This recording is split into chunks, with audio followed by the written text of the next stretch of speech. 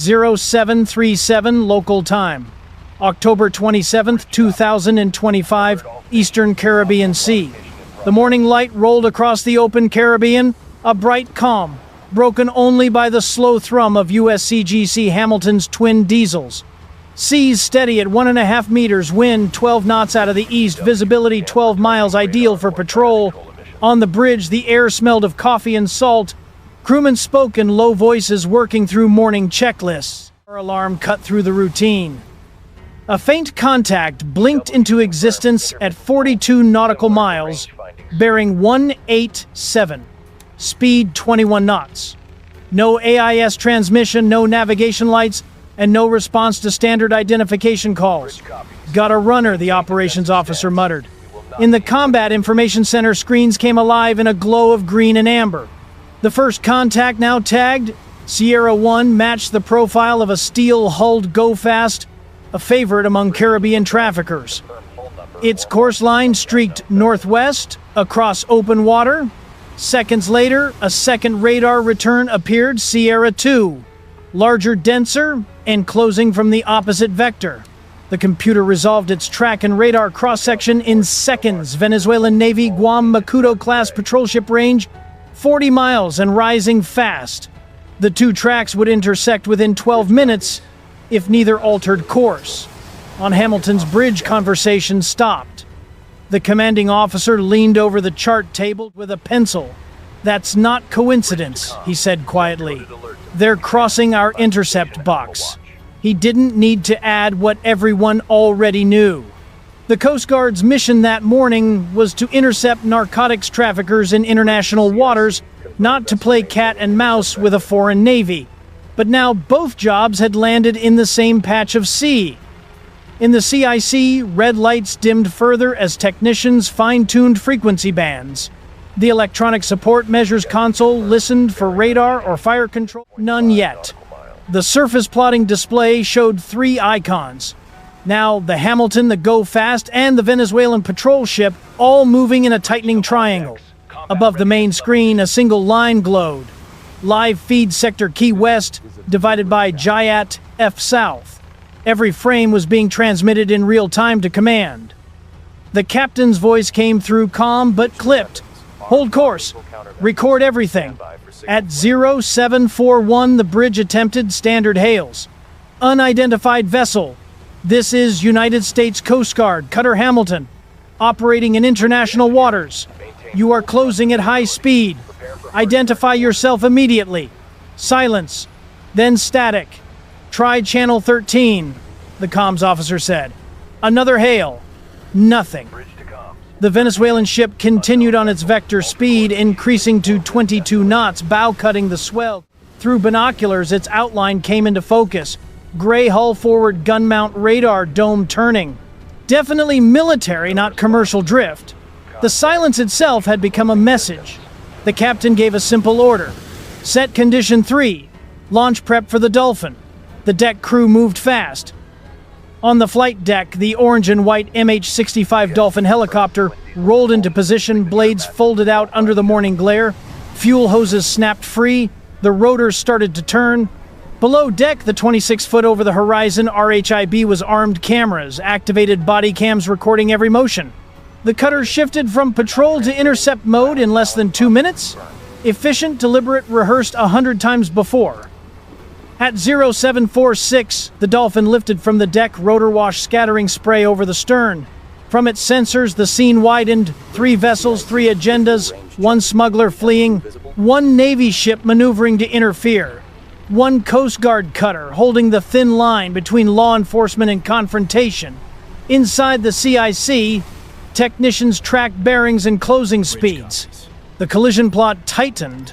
The Venezuelan patrol ship's course would pass less than 800 yards from Hamilton's bow. "Maintain speed," the captain ordered. "We give them the right of way, we hand them the narrative." The helmsman's hands tightened on the wheel. "Aye, sir," holding steady. The tension climbed steel. At 0749, the Go Fast turned sharply north, straight back into the intercept zone. Whether by panic or plan, it dragged both larger vessels into a collision triangle. "They're using us as cover," the XO said. The captain nodded once. Then we'll use the rulebook. The RHIB splashed down, engines roaring as 6 boarding officers throttled up. Spray glittered in the sunlight as the inflatable surged forward, bow leaping through the chop. Overhead, the Dolphin fired a flare non-lethal international signal for danger, streaking across the sky between both warships. The flare burned crimson, reflecting off Hamilton's bridge windows and the gray hull of the Venezuelan ship. For 10 seconds, the sea fell silent. Engines idled, radios hissed. Every man aboard felt the weight of those seconds, proof that peace at sea often balances on a thread thinner than radar paint. Then, the chase resumed. The RHIB carved through the waves, closing meter by meter. The cutter held course instruments, steady cameras rolling.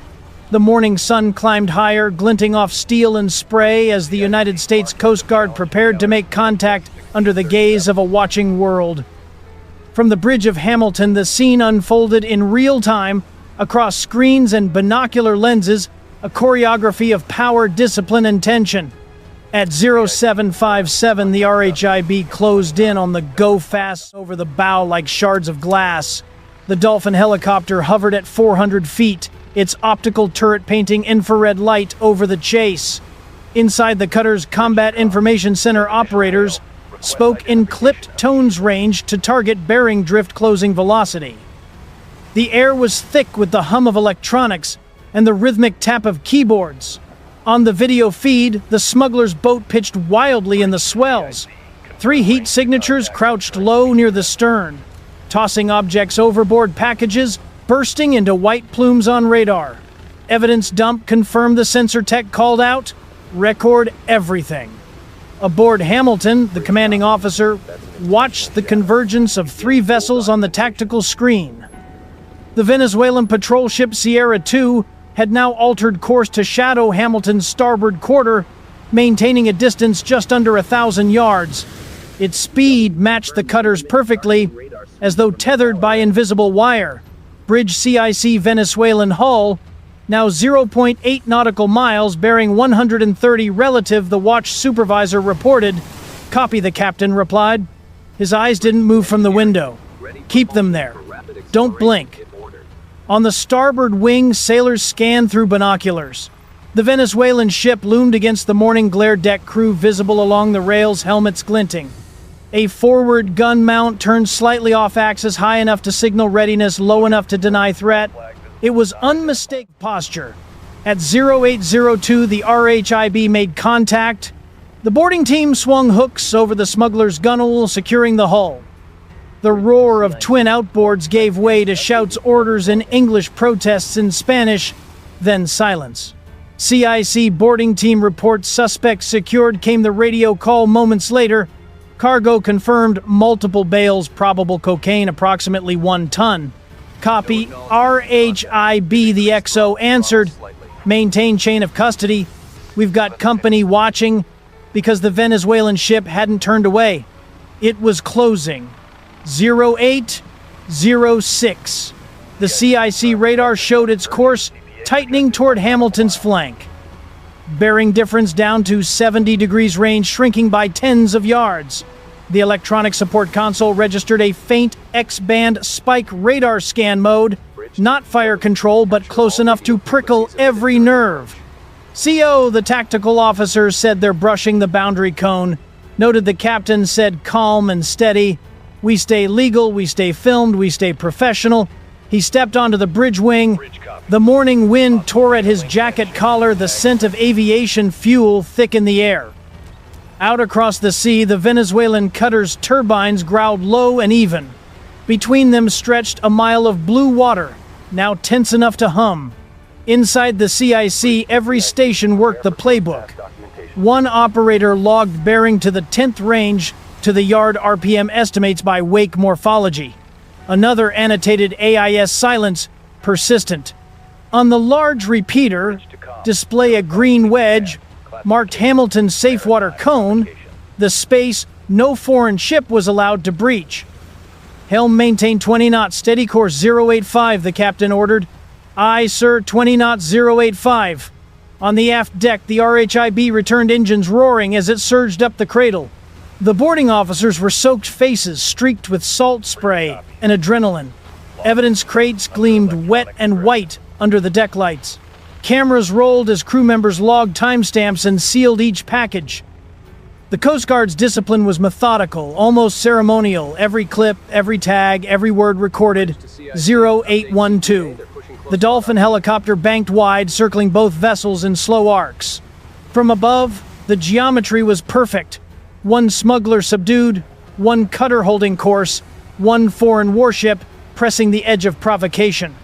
The pilot transmitted a single-coded burst non-lethal laser pointer flashing across the Venezuelan bridge, a silent warning recorded in the optical log.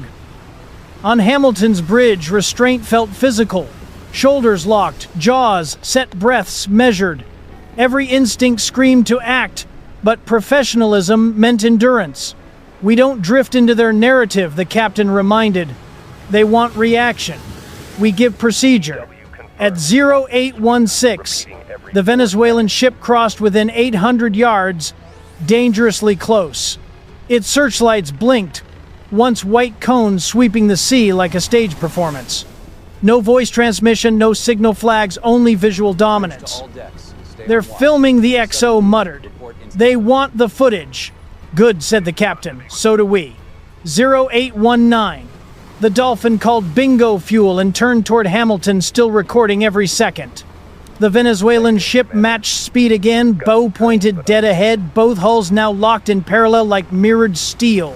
The only sound was the sea itself, engines thrumming under the skin of the water. In the CIC, someone whispered, "It's like a duel without bullets." "Exactly," said the watch supervisor. "And the one who flinches first loses." By 0822, the sun had risen high, flattening the sea into sheets of blinding silver. The cutter held steady. The Venezuelan ship held its line. Between them stretched 1,000 yards of silence, charged and deliberate, a balance so fragile that even the gulls circling above seemed to hesitate before crossing it. At 0827, the tension finally began to break, but not with words. The Venezuelan patrol ship's turbines changed pitch, a deep mechanical sigh that rippled across the flat sea.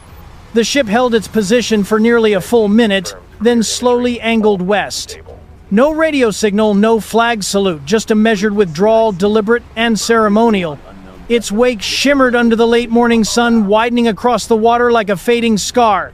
On Hamilton's bridge, the commanding officer gave a single nod. "Maintain visual until she's out of radar range." The reply came in unison. "Aye, sir."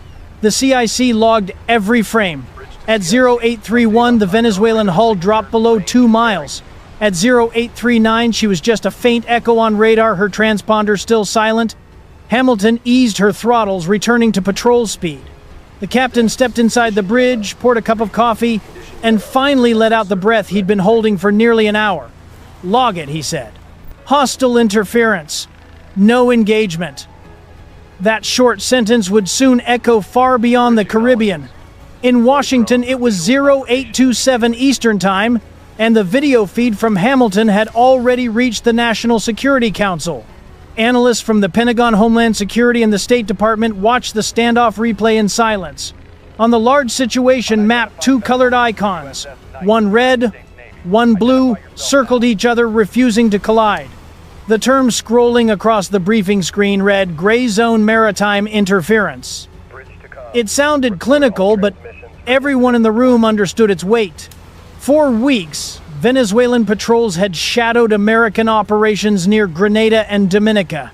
Angry, after 2 drug smuggling boats linked to their navy were destroyed in joint U.S. Coast Guard Navy actions, Caracas had accused Washington of maritime aggression. Now, with the Hamilton footage, the United States had evidence that Venezuela had escalated again without firing a shot. The NSC's senior director spoke first. "This was designed to test our nerve, not our guns," and asked the National Security Advisor. "We passed," the director said. "They wanted a reaction for propaganda. Instead, they got restraint on tape." Back aboard Hamilton, the crew cleaned down the flight deck. The Dolphin helicopter was refueled and secured. The RHIB crew, still dripping seawater and sweat, stacked the seized narcotics in labeled crates, 1.1 metric tons of cocaine and chemical precursors. Technicians logged every timestamp sample and signature. The air was thick with salt and diesel, but the mood was quiet, sober pride, not celebration. By 0846, the horizon ahead was clear.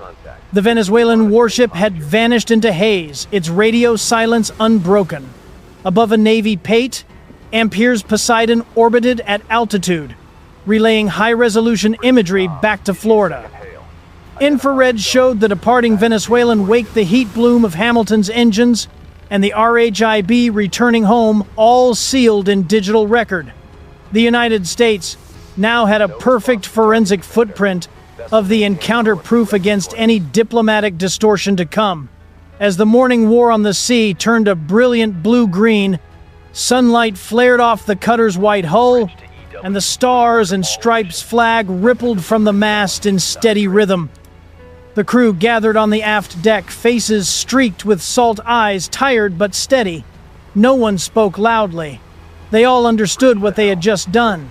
They had stood within a mile of a foreign navy, captured smugglers, and upheld law in international waters without firing a single round. The XO joined the captain on the bridge wing. "Sir," he said quietly, "that was closer than anyone will ever know." The captain nodded. "That's the job. We don't flinch. We don't brag." He turned toward the horizon where the Venezuelan cutter had disappeared and added, "In this business, silence is the message." Hours later, in press rooms and intelligence briefings, that silence would be interpreted 100 different ways. To some, it would mean strength, proof that American composure could hold even under provocation. To others, it would look like hesitation, an open invitation for the next challenge. For the men and women aboard Hamilton, it meant something simpler: discipline under pressure. As the cutter resumed her patrol track toward Puerto Rico, the rhythmic vibration of her engines filled the air once more, a low, confident hum that seemed to declare the mission complete. Above, gulls wheeled in the sunlight. Below, deck evidence was sealed and reports transmitted. The Caribbean returned to its ordinary calm. But the digital trail remained, every bearing, every image, every second of restraint stored in servers half a world away. The Hamilton hadn't just seized narcotics that morning. She'd proven that American resolve doesn't always roar, it can whisper too. If you believe real strength lies not in firepower but in control, join the conversation. Leave your thoughts below. Was restraint the right call, or should America answer gray zone provocation with firmer deterrence? Subscribe to Military Power, stand with the fleet, and help us tell the real stories of courage and discipline. At sea, where history is still written in silence.